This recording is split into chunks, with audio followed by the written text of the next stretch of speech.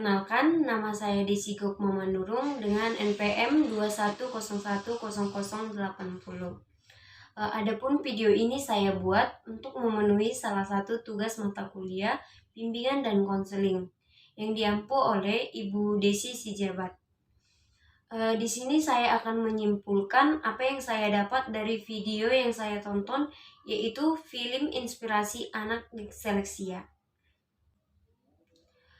Video ini menceritakan tentang seorang anak yang berusia 8 atau 9 tahun. Ia duduk di bangku kelas 3 SD. Anak ini bernama Ihsan.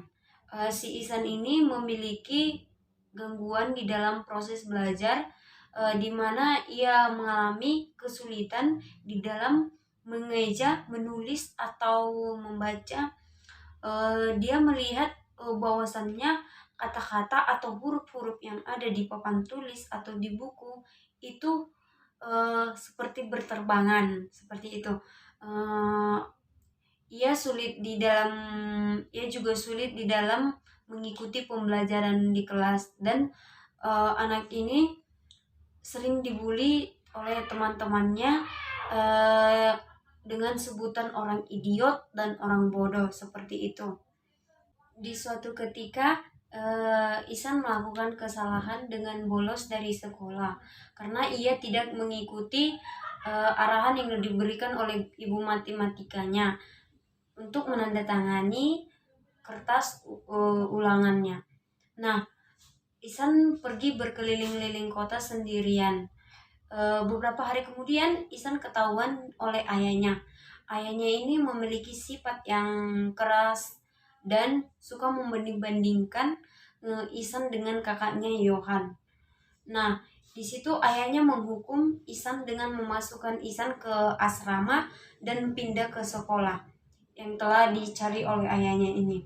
Nah, di sana di sekolah tersebut Ihsan tidak mengalami perubahan dalam proses belajarnya.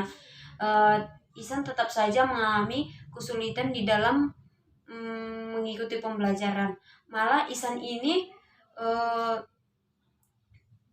selalu melamun, tidak bisa mengikuti pelajaran dengan baik, dan Ihsan juga terlihat tidak bersemangat. Pada waktu itu juga ada seorang guru baru yang datang ke sekolah Ihsan. Dia mengajar sebagai guru kesenian. Di situ guru ini mendapati Ihsan yang dengan tatapannya yang kosong. Ia bertanya-tanya kenapa keadaan anak ini berbeda dengan anak yang lain.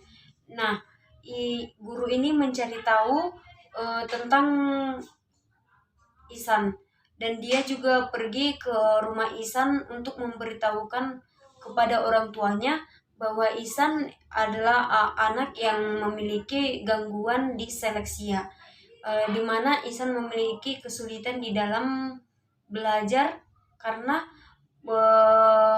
Ihsan dalam menulis itu menuliskan huruf P jadi dibalik menjadi huruf B, seperti itu juga sebaliknya. Dengan kata toh berubah menjadi pot, seperti itu. Nah, guru ini juga mendapati Ihsan yang memiliki kelebihan, yaitu di dalam melukis. Nah, guru ini memberikan berbagai cara dan media untuk membangkitkan semangat Ihsan kembali.